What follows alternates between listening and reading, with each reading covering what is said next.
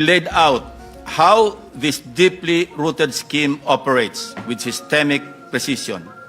It involves a network of actors, namely the contractors group, who collude amongst themselves to rig public biddings and monopolize flood control projects, key DPWH coordinators who manage project allocations and orchestrate the collection and delivery of kickbacks, and intermediaries, agents, or bagmen who receive these illicit funds allegedly in behalf of their principals.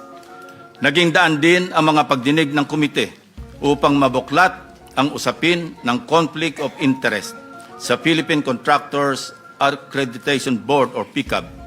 We also flagged blacklisted companies resurfacing under new names, the rampant practice of license renting, and the awarding of billion-peso contracts to severely undercapitalized firms.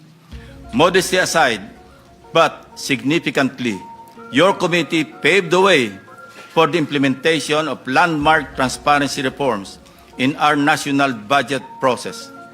These include our transition to live-streamed and open BICAM that detailed budget amendments, insertions, if you like, that are now traceable to their proponents.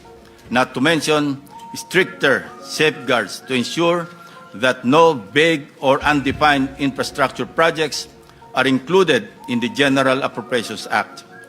Let this serve as a warning to skeptics, detractors, and hijackers who exploit the vulnerabilities and anger of our people to deepen the fault lines of our nation during these trying times. Your noise will not silence the truth.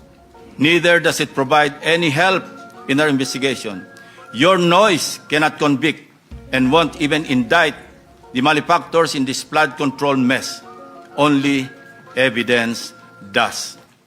Para ipangalandakan ninyo na inutil at walang silbi ang Blue Ribbon Committee is not only insensitive to its members, but an insult to our fellow Filipinos who have consistently followed and monitored our hearings and participated in the trillion-peso march, the clergy, students, ordinary workers, and all concerned citizens who became aware and exposed to unbridled and systemic corruption, mainly made possible by the Blue Ribbon Committee hearings and the media, who serve as a powerful tool in bringing to the households, eateries, barbershops, etc.,